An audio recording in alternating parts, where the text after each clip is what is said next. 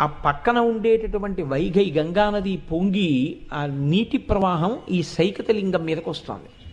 సైకతలింగానికి తగిలింది. ఆవిడ వెంటనే తన దగ్గర ఉన్నటువంటి పరిచారికల్లో ఒక ఆమె కాళి, ఆ కాళిని ప్రార్థన చేసింది. ఆమె తన బాహువులన్నిటితో గంగని అడ్డినా ఆ వైగై ప్రవహించి లోపలికి వస్తోంది. అప్పుడు ఆవిడ కాంచిలో ఉన్నటువంటి వరదరాజస్వామిని ప్రార్థించింది. శ్రీ మహావిష్ణువు ఆ గంగా ప్రవాహాన్ని ఆపారు.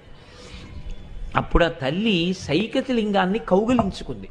ఆ శివలింగ స్వరూపం ఏమైనా అయిపోతుందేమో. అందుకే మీకు కాంచీలో ఉన్నటువంటి శివలింగం అమ్మవారి చేత కౌగిలింపబడినదిగా మీకు కనపడుతూ ఉంటుంది. అక్కడ దర్శనం అంతా అలా ఉంటాయి, అక్కడ ఉండే మూర్తులు. అందులోంచి పరమశివుడు ఆవిర్భవించాడు. ఆవిర్భవించి ఆమెను స్వీకరించాడు ఏకాంబరీశ్వరుడు అన్న పేరుతో.